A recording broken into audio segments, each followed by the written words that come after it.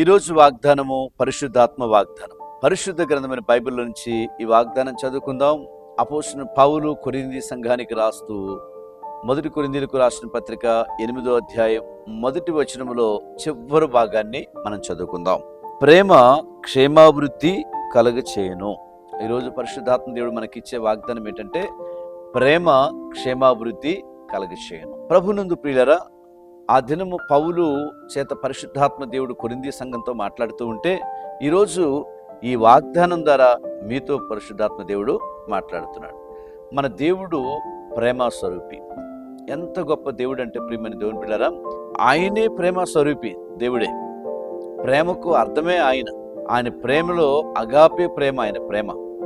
మీరు గమనించండి ప్రియమైన దేవుని బిడ్డలారా, మనం చూస్తే ఆ ప్రేమను దేవుడు ఎలా వెల్లడి చేశాడంటే తన ఏకైక సొంత కుమారుడు అద్వితీయ కుమారుడైన యేసుక్రీస్తు ప్రభువారిని ఈ లోకానికి లోకరక్షకుడైన యేసుక్రీస్తుని పంపి ఆ సిలువ బలియాగం చేసి మనలందరినీ తన ప్రేమను వ్యక్తపరిచాడు. అంటే తన కుమారుడినే బలిగా ఇచ్చాడు. అందులో ప్రేమ ఉంది. కాబట్టి మనలో ఉన్న పాపాన్ని, మనలో ఉన్న శాపాన్ని, మనలో ఉన్న రోగాల్ని, మనలో ఉన్న తెగుల్ని, మనకు కలిగిన ప్రతి పరిస్థితిలో ఎవరు విడిపిస్తారు, ఎవరు మనం ప్రేమిస్తారంటే అదిగో నేను ప్రకటించే ఈ బైబిల్లో ఉన్న దేవుడు ప్రేమ కలిగిన దేవుడు. నిన్ను ఏ పరిస్థితుల్లో ఉన్నా నా దేవుడు ప్రేమించగలరు. ఈరోజు కూడా నువ్వు ఏ స్థితిలో ఉన్నా సరే నా దేవుడు నిన్ను ప్రేమిస్తున్నాడు, నీ కుటుంబాన్ని ప్రేమిస్తున్నాడు, నీ పిల్లలను ప్రేమిస్తున్నాడు. కురింగిపోయిన నీ జీవితంలో, పడిపోయిన నీ జీవితంలో, అన్ని వదిలేసిన జీవితంలో మనుషుల్ని నిరాకరించవచ్చు, వదిలేయచ్చు. కానీ యేసయ్య అంటున్నాడు నేను నిన్ను ప్రేమిస్తున్నాను అంటాడు. ఓ ప్రాంతంలో ప్రియమైన దేవుని బిడ్డలారా, ఒక ఫ్యామిలీ ఉన్నారు. ఆ తండ్రి చాలా పెద్ద వ్యాపారి, కోట్ల బిజినెస్ చేస్తున్నాడు. తన యొక్క కుటుంబంలో మరి కుమారుడైతే దేవుణ్ణి సువార్తను అంగీకరించి చర్చికి వెళ్తున్నాడు, ప్రార్థన చేసుకున్నాడు. ఆ తండ్రి మట్టికి ప్రభువుని నమ్ముకోలే. కొంతకాలం తర్వాత కాలక్రమేపీ జరిగిన విషయం ఏంటంటే తండ్రి వ్యాపారం కుంటుపడ్డది, నష్టపోతున్నాడు. కోట్ల నుంచి లక్షల్లోకి వచ్చాడు, లక్షల నుంచి వేలుకి వచ్చాడు. ఇక ఆఖరికి తట్టుకోలేక నేను ఎలా మళ్ళీ తిరిగి అభివృద్ధి చెందగలను, క్షేమాభివృద్ధి చెందగలను, ఫలించగలను అని ఆలోచన చేసి ఎన్నో ప్రయత్నాలు చేశాడు. మంచి ప్రయత్నాలు, చెడు ప్రయత్నాలు, ఏ ప్రయత్నము సఫలపరచబడలేదు. అప్పుడు ఇక ఆఖరికి డ్రింక్ తీసుకోవడానికి అలవాటు పడ్డాడు.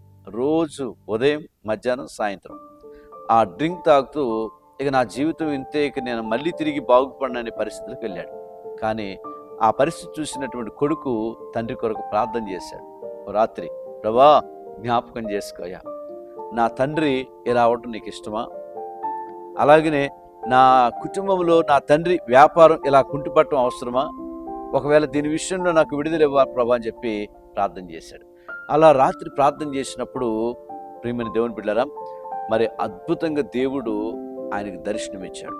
ఆ దర్శనంలో యేసు ప్రభువారు ఆయన్ని కలుసుకొని మాట్లాడుతున్నప్పుడు తన గురించి, తన కుటుంబం గురించి, తన తండ్రి గురించి, ప్రతి పరిస్థితి గురించి యేసయ్య తనతో మాట్లాడిన విధానం చూసి ఆయన చాలా సంతోషపడ్డాడు. ఇంతకు విషయం ఏంటంటే ఆ ఉదయం తలుపు తీస్తే ఎవరున్నారంటే తండ్రిదండ్రులు ఉన్నారు.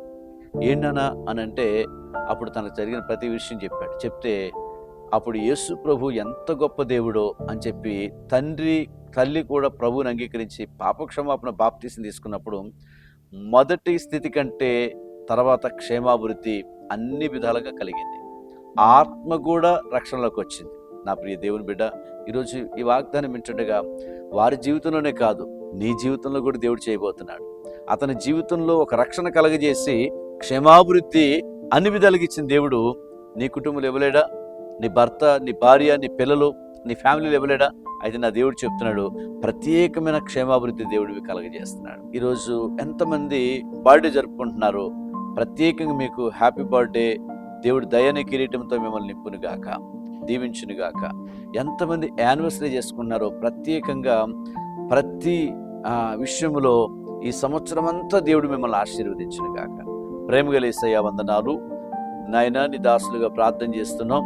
ఈరోజు ఎంతమంది అయితే నష్టపోయి అంతా అయిపోయిన స్థితిలో మరలా తిరిగి వారి క్షేమాభివృద్ధి కలుగచేయనుగాక. యేసు నామములో ప్రార్థిస్తున్నాం తండ్రి, ఆమేన్.